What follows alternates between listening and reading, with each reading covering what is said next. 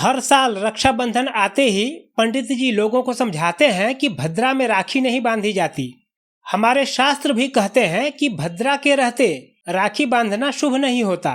इसकी वजह से कई बार रक्षाबंधन के डेट और टाइम को लेकर कंफ्यूजन पैदा होता है। सवाल उठता है कि आखिर ये भद्रा है क्या, जिसका कोई भी शुभ मुहूर्त देखते समय इतना ध्यान रखा जाता है। तो चलिए आज भद्रा के बारे में सब कुछ संक्षेप में जान लीजिए और डर को समाप्त कर दीजिए। देखिए भद्रा का क्या परिचय मिलता है हमारे शास्त्र में। सूर्य देव की एक पुत्री का नाम है भद्रा, इसकी माता का नाम है छाया। इस तरह भद्रा शनिचर की बहन है। इसका रूप बहुत ही विकराल बताया गया है। यह जन्म लेने के साथ ही यज्ञ में, उत्सव में, शुभ कामों में और मंगल यात्राओं में बाधा पहुंचाने लगी थी। वैसे भद्रा नाम का अर्थ होता है कल्याण करने वाली, लेकिन ये दुष्ट प्रकृति की है, इसलिए हर तरह के शुभ कामों में इस पर विचार जरूर किया जाता है।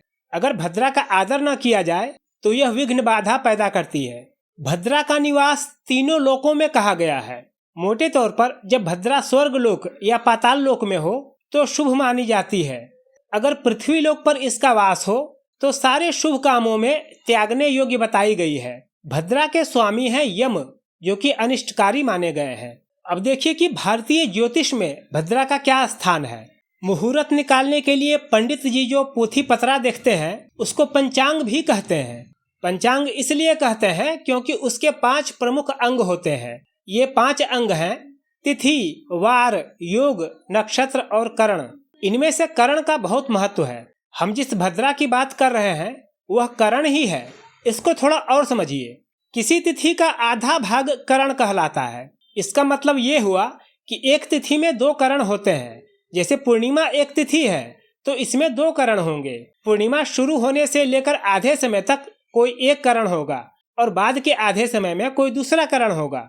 ये करण संख्या में कुल 11 होते हैं। 7 चल और 4 अचल। इन सब करण के अलग अलग नाम दिए गए हैं। इनमें से जो 7वां चल करण है वह विष्टि कहलाता है। इस विष्टि करण का ही एक और नाम भद्रा है। वैसे तो भद्रा आती जाती रहती है और हमें इसका पता भी नहीं चलता। भद्रा एक पक्ष में प्रायः 4 बार आती है और एक माह में 8 बार आती है।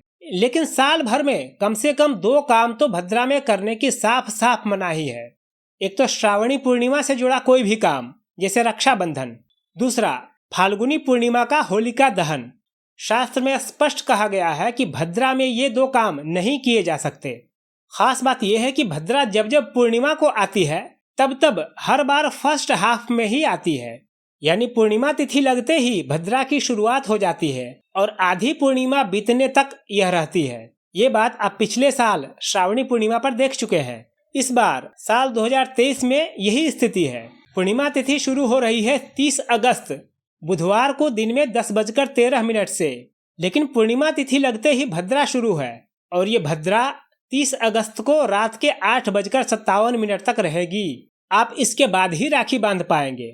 वैसे रक्षाबंधन के सही डेट और टाइम को लेकर हम एक छोटा सा वीडियो पहले ही बना चुके हैं। आप उसको ठीक से देख लीजिए और अपनों के बीच जरूर शेयर कीजिए। आप सबों को रक्षाबंधन की बहुत बहुत शुभकामनाएं।